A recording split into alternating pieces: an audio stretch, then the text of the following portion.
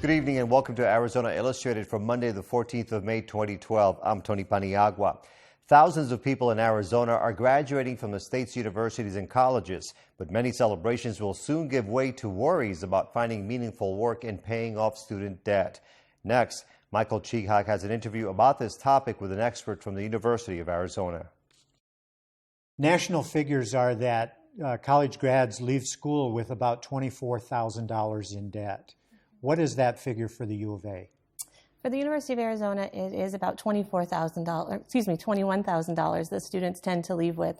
That's increased a little bit over the last few years, but we see that trend going up nationally, but we're happy to be part of the lower end of that, being at about $21,000 a year. And how long does it take the average student to pay that off? I'm sure there are various ways they go about that. There are, and it's difficult. There's not just this easy number. You can say it's going to be paid off in this amount of time. As students are graduating from the university, whether it be here or elsewhere, finding work that pays in the amount that they need, it sometimes takes a little bit of time. So as students are going out in the workforce, we find that they are paying their loans back. U of A actually has a very low default rate on their loans, but some students are going into public service. They're going into teaching, for example, maybe, where they have some loan repayment programs that are a little different. And then in public service, there are some loan contingent programs where students are able to take a lot longer, and it depends on the size of their family and those kinds of things. So it just really varies by student. Now, when students are still in school, how do you see a lot of them coping with the higher tuition costs that we've experienced here in Arizona over the last few years? We try to really work closely with our students. Through our Office of Scholarships and Financial Aids, we have retention and recruitment specialists that are working with families, students that let us know they have different circumstances than what maybe came out on their federal financial aid paperwork, contact us, and we really work with them to try to help them through that. The other great thing I think that we do here at the university is employ a lot of students. And so students are working on campus, earning some of their own income to pay for their education, whether that be just pizza and getting by, or paying for their books and real things that need to happen. And so with the university, we pay our students a fair wage, and they are paying toward their education. So we really try to focus on that aspect as well. And any creative financing going on among students, or even with the official sanction of the university to help them get through school? We just find the students are really trying to package things together as much as possible, whether that be through scholarships from outside. We have a program called Scholarship Universe, where we're one of the only institutions in the country that really pulls all kinds of scholarships together. So students are packaging those themselves and putting the information out there so they can get $200 here, $500 here. And then, of course, like I mentioned, they're working, whether that be on campus or off campus, and trying to just package as much as they can to pay for their education. What kind of contingency plan is there for students who experience some kind of an extreme hardship during school? Does the university step in to help? We definitely have folks that are in place to help. We have our financial aid counselors that are there to meet with students. Students come in and let us know of hardships. There are emergency loan programs that are possibilities for students. And so we really try to listen to the story, find out what we can do, whether that be through donor funds or emergency loans. We have just about a minute remaining, and in that time, would you tell me if you think that things will ease up a bit for students now that we're going into a school year in which there will, for the first time in a while, not be a tuition increase, at least for in-state students? Right. Well, we're very glad that there's not that increase for our in-state students. So at least it can help provide parents and families a little bit of that predictability and knowing what they need to put forward towards the cost of education, knowing that it's going to be a similar amount. Students, I think, still are going to have to pull together to do some work of their own and package things together, but there's a lot more predictability that I think will help with families making that transition and paying for college. Casey Urquidez, Assistant Vice President for Student Affairs at the University of Arizona. Thanks for speaking with me. Thank you. For years now, representatives from the city of Tucson and Pima County have been talking about their struggles to balance their budgets because of cuts to their share of state funding. This year, however, the legislature passed a budget that did not include many cuts affecting these local governments. Next, political reporter Christopher Conover speaks to Tucson City Manager Richard Miranda about these issues. Joining us now in the studio, Richard Miranda, Tucson City Manager. Thank you so much for coming in. It's great being here. The governor has signed the budget. The dust is beginning to settle, so we're getting an idea of what's in it. From the city's standpoint, how did the city do in this year's budget?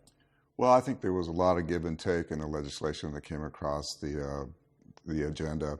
I don't know if we had any really big pluses or big minuses. I think some of the issues that we were dealing with dealt with Rio Nuevo and some of the things that were happening with that. We had issues that dealt with street maintenance and the HERF funding. Of course, there was the consolidated election issue that's come about. And so I don't know if we really lost or gained, but we were really concerned about a number of the bills that were going through. Let's talk about some of those bills. You brought up consolidated elections. Now, as you and I sit here, it's still sitting on the governor's desk, so we don't know what she's going to do. But why is the city concerned about consolidated elections? Well, consolidated elections will put the elections on a cycle that will cause us some concern. Right now, we do have off-year elections where we do have council members run for office during different years, and that gives us an opportunity to take a look at the candidates in a different fashion as to what's being proposed in the elections bill. But if it does pass, I think we're going to have to make some decisions what we're going to do legally to see if we do have some rights to contest that. So we're going to watch that very closely. Now, in the past, when the legislature has done things regarding the city of Tucson that are in our charter, we've won legally. So if this became a charter issue in the courts, we could stand a chance of winning. Well, I think the issue of local rights is paramount in our thinking what we want to do as a city government. And we broadcasted that concern statewide. So I think we have a number of cities who are on board with how we feel about having local rights and being able to govern our community as we think we should. When it comes to money, always an issue. In years past, the legislature has pulled money out of cities and towns and counties, not just Tucson.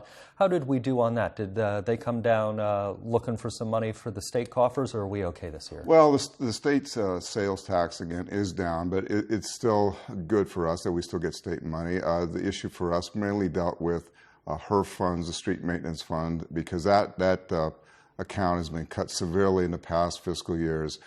There was some adjustments at the end of the cycle that gave us a little bit of money, but it's not enough to do what we want to do with the streets. And that account, that transfer of funds to the Motor Vehicle Division and to the DPS was made by the state, and that impacted us locally. Also, Rio Nuevo, a couple of bills dealing with Rio Nuevo. How did we end up coming out on those? I think it came out neutral. There was a number of bills that wanted to take the authority away from the city, really, in terms of being able to provide incentives to people who want to invest in the community. And there were some other issues that dealt with the board that we were concerned about with respect to entertainment districts and those kinds of things. But those bills didn't pass, and I think things are still on track for us to go through mediation and try and come through with some remedies at the local level. When it comes to bills not passing things that the city doesn't want to pass, or bills passing that the city does want to pass, how much lobbying are we having to do up there, or is our delegation really taking care of us? Well, we have to rely on a delegation to make sure that the communication from our citizenry is being passed on in their vote. We do have significant lobbying efforts being made by the city of Tucson through contract, but our mayor, our council spend a lot of time on the phone, a lot of time communicating with the legislative authorities to make sure that what we want done here in Tucson is amplified in their vote. I know that our mayor spends a lot of time on the phone dealing with the legislative issues. I've seen him in action, and I have to also say that our council is very attentive to what's going on. They get almost weekly briefings, and they give direction to me to, again, transport that communication to the legislative body, and I see them being very active in the process. And we actually were up in Phoenix at the Capitol today. The mayor was up there personally shaking hands and things like that, and he seemed pretty pleased with the ability to kind of put a face on Tucson, if you will. Well, again, his charge is to, again, amplify what we want here done in Tucson and make sure the state understands that we are an important entity in the state legislative body. So having that amplification there personally is something that we need to do. Now, when we introduced you as Tucson City Manager. That's a new official title for you. You've just been given. Congratulations. Do you have any big plans now that you're officially City Manager? Well, I think the issues for me are to instill trust and confidence in the community that the city of Tucson is providing quality service delivery to the community. Those priorities, those goals, that mission is communicated to me by the mayor and council through the community. And I think, again, my charge is to make sure that policy is put into action. I'm very grateful. I'm very attentive to what's going on. I think this is an exciting time for us as a community. I think we have to be set for a turnaround in the community, and I'm making sure that our organization is set to take advantage of any opportunity that exists to make sure that people understand the city of Tucson is a great place to live. Now, I'm sure someone will say, why would you ever want that job? It's a rough ride over the last couple of years for different city managers. So why would you want that job?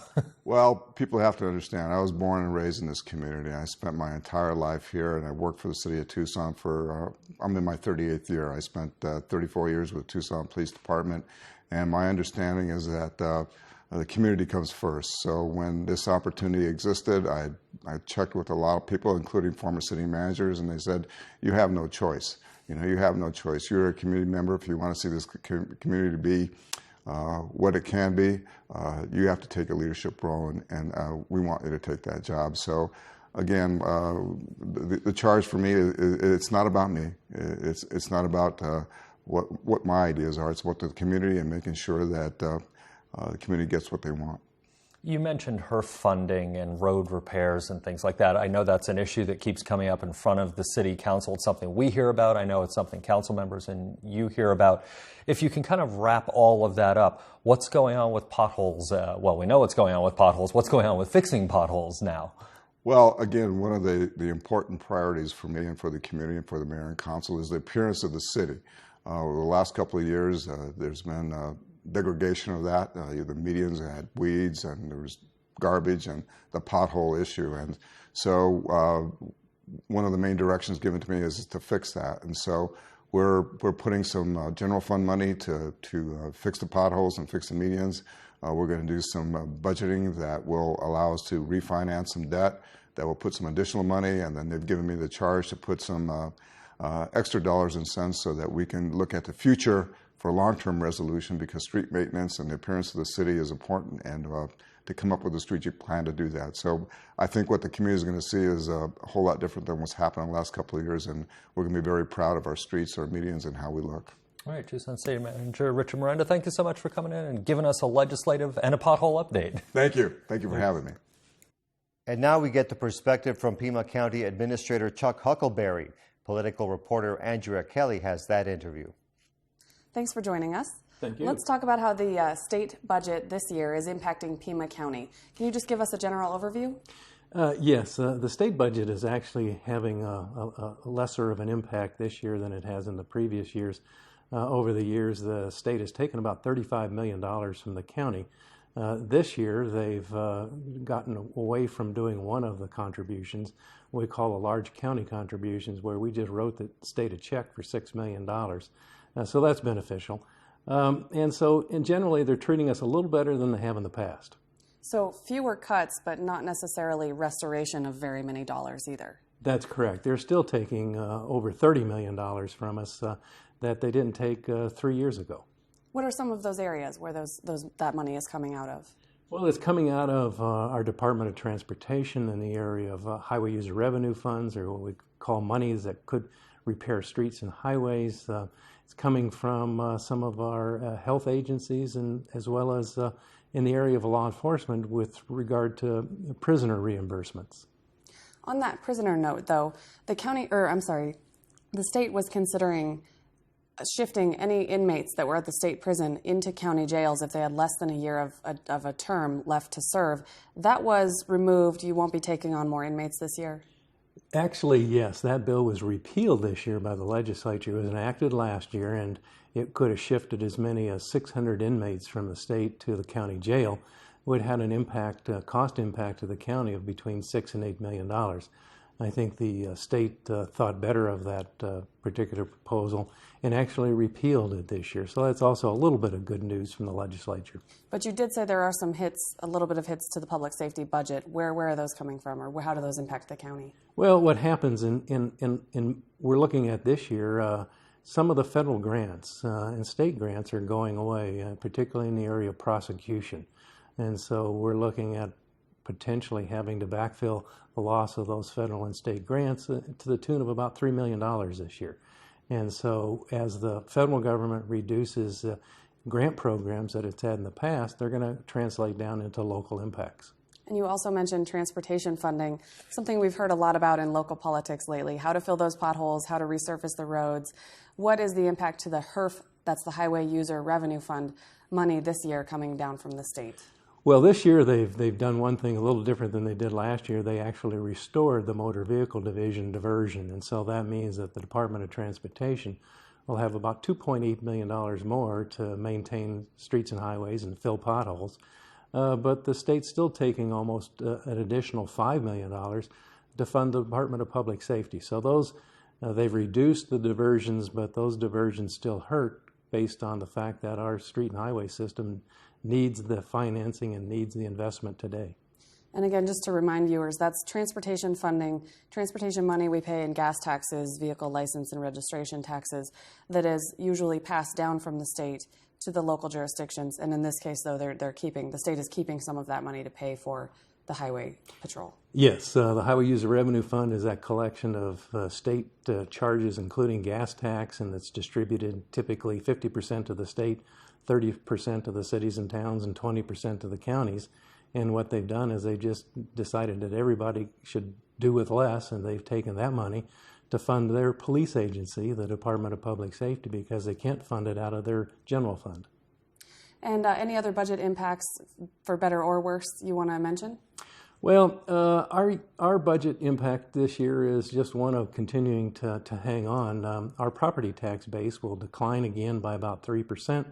We'll collect less property taxes, but we'll really retain most services that we provide today. So we're going to continue to shrink in our budget, and we will for a couple more years, because our property tax revenue base lags the real world economy by about 2 years. So if we start to see a turnaround in the economy this year, we're going to continue to contract in the property tax base for 2 more years.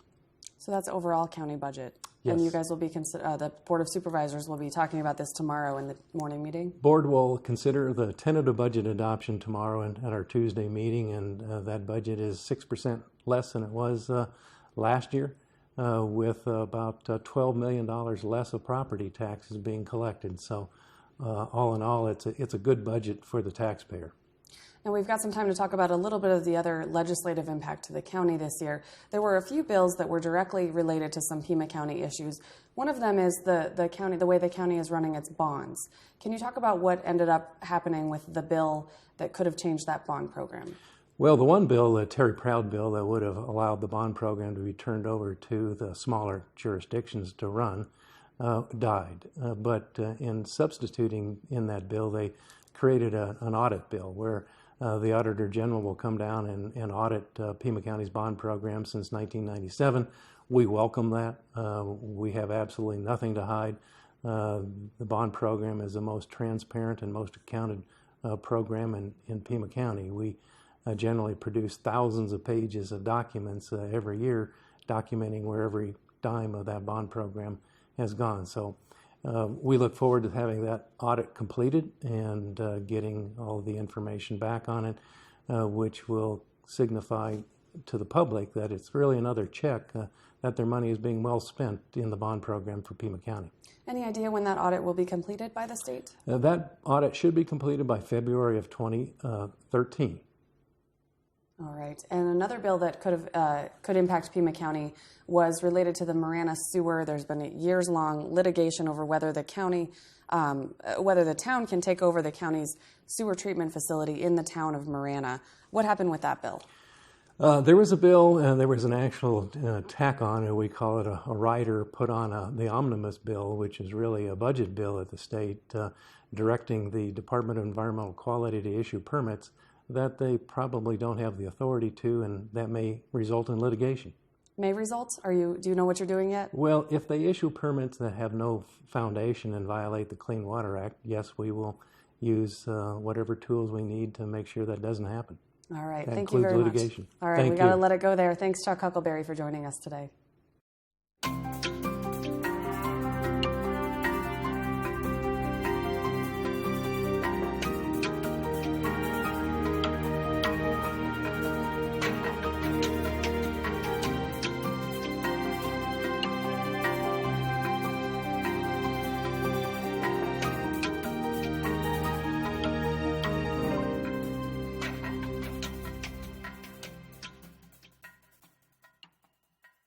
The game of badminton traces its roots to British colonizers in India during the 1800s, but now it's played in many different countries, and some of the best players are congregating in southern Arizona this week. The Tucson Badminton Club is hosting the 2012 USA Badminton Senior National Championships. It'll be held from Wednesday, May 16th until Sunday the 20th. Alexandra Salazar is joined by a couple of guests. Joining me now is Lorna Hunter, a member of the Tucson Badminton Club, and Vince Trinidad, the director of Tucson Sports. Thank you for joining me. Glad to be here today. Thanks for having us.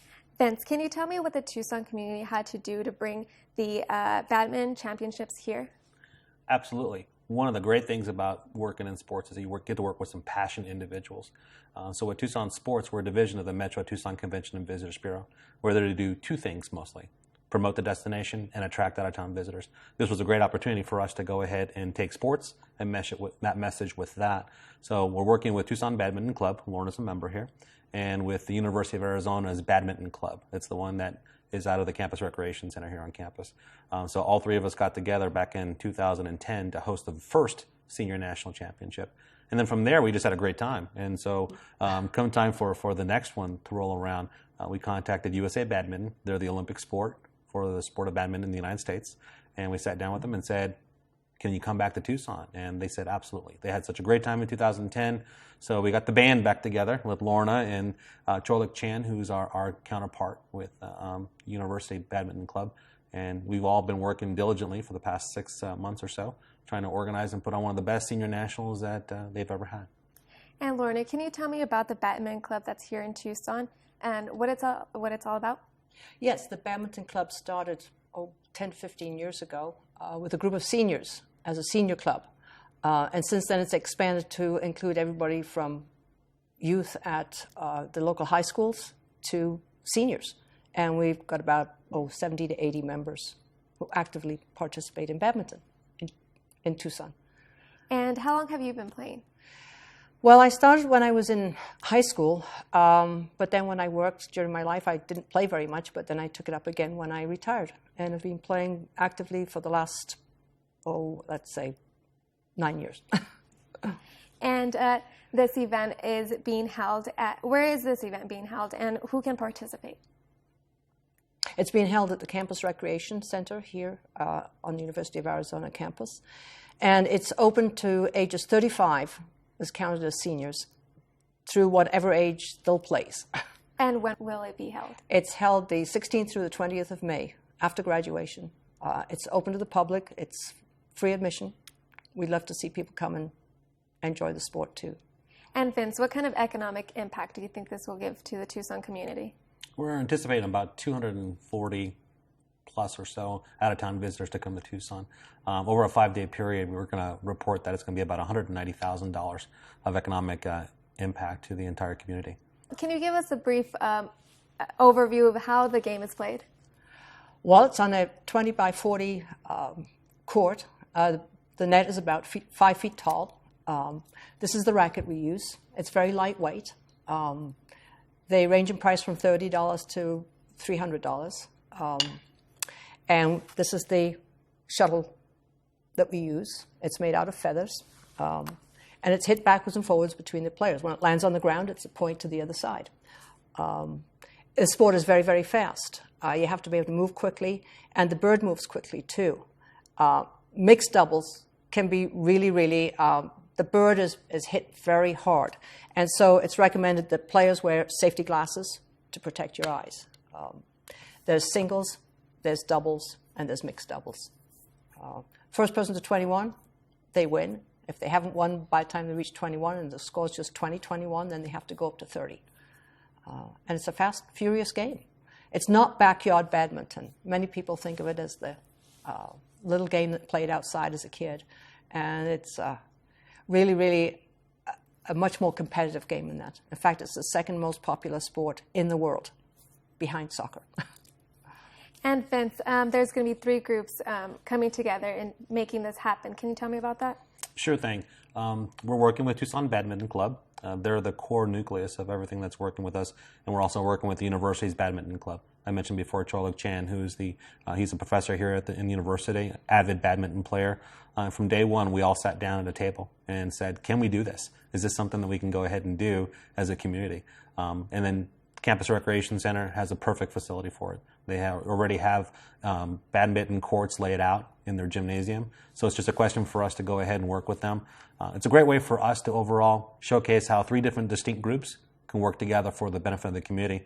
And in the end, we would love to have more badminton players. If a university student that was out there working out in Campus Rec sees the sport and gets intrigued by it, and then they play with the University Badminton Club, then that's one way that we're going to go ahead and elevate the sport.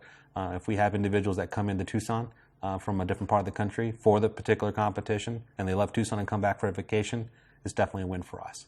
All right, Vince Trinidad and Lorna Hunter, thank you so much for joining me, and good luck. Thanks so much for having us today. Thank you. In tonight's video postcard by photographer and editor Eric Rodden, we take you to Pima Community College's Northwest Campus, where organizers recently celebrated Fusion Fest. It's a 2-day festival that focuses on cultures and art.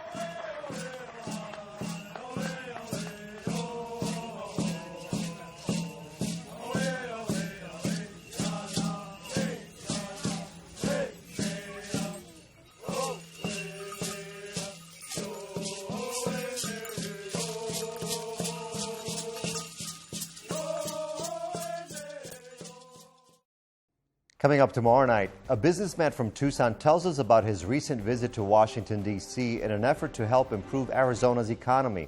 We'll hear about a program that's helping mothers who want to give up their children for adoption. And the CEO of Planned Parenthood talks about his often controversial organization. I'm Tony Paniagua. From all of us at Arizona Public Media, have a great night.